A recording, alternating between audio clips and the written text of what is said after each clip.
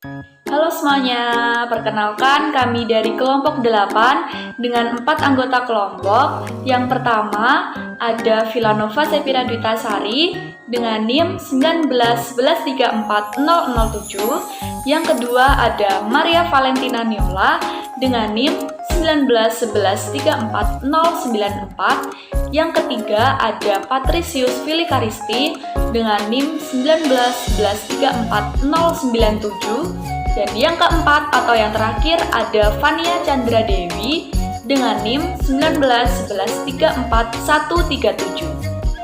Pada kesempatan kali ini, kelompok kami akan membahas materi mengenai faktor non-kognitif, yaitu motivasi dan minat. Selamat menyaksikan! Lalu, untuk poin materi yang akan kami bahas pada kesempatan kali ini, yang pertama ada latar belakang, yang kedua ada pengertian faktor non-kognitif, yang ketiga ada pengertian dari motivasi dan minat, dan yang keempat ada implementasi dari motivasi dan minat. Untuk pokok pembahasan yang pertama adalah mengenai latar belakang. Belajar merupakan sebuah kegiatan pokok di dalam proses pendidikan yang berlangsung di sekolah. Belajar yakni usaha yang dilakukan secara sadar untuk merubah sikap dan tingkah lakunya. Pembelajaran merupakan aktivitas utama dari keseluruhan proses belajar mengajar yang berlangsung di sekolah. Keberhasilan dari pencapaian tujuan pendidikan sangat bergantung pada keefektifan proses pembelajaran tersebut berlangsung. Menurut Muhyiddin Syah, belajar merupakan suatu adaptasi atau penyesuaian tingkah laku yang berlangsung secara progresif. Lalu, di dalam upaya untuk mencapai perubahan tingkah laku tersebut, dibutuhkan sebuah motivasi yang ada pada diri siswa. Motivasi merupakan salah satu faktor yang mendorong siswa untuk mau belajar. Ada tidaknya motivasi belajar sangat mempengaruhi keberhasilan belajar dari siswa tersebut. Keberhasilan belajar akan tercapai apabila pada diri siswa tersebut ada sebuah kemauan atau dorongan untuk belajar. Dengan demikian dapat dikatakan bahwa belajar akan membawa perubahan-perubahan individu yang mau belajar, baik dari ilmu pengetahuan, keterampilan, sikap, minat, watak, dan juga penyesuaian diri dari siswa tersebut. Sekarang kita masuk ke pengertian non-kognitif. Aktivitas non-kognitif yakni diberikan berdasarkan menggerakkan, mengangkat, menurunkan, memindahkan, menaikkan, memutarkan, dan lain sebagainya, yang semuanya berlangsung dengan sendirinya atau secara otomatis, tanpa disertai kesadaran tinggi mengenai apa yang dibuat. Fokus utamanya yaitu membantu peserta didik agar memperoleh kompetensi-kompetensi untuk mengembangkan mutu kehidupan sesuai dengan perkembangan yang mencakup kompetensi akademik, pribadi, sosial, dan karir. Pengertian motivasi. Motivasi belajar merupakan sesuatu keadaan yang terdapat pada diri seseorang yang dimana ada suatu dorongan untuk melakukan sesuatu guna mencapai tujuan.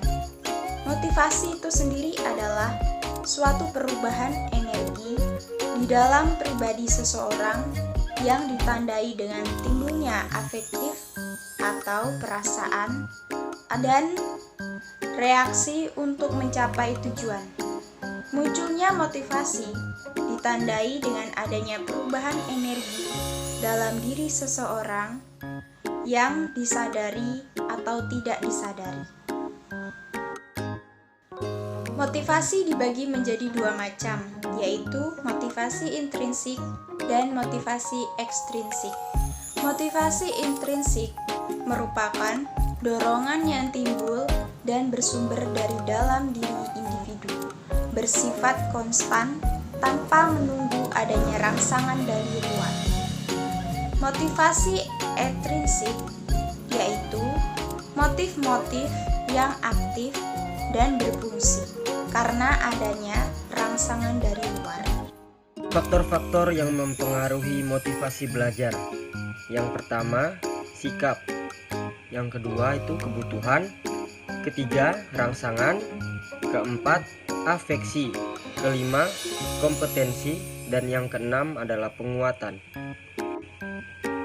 Pengertian minat.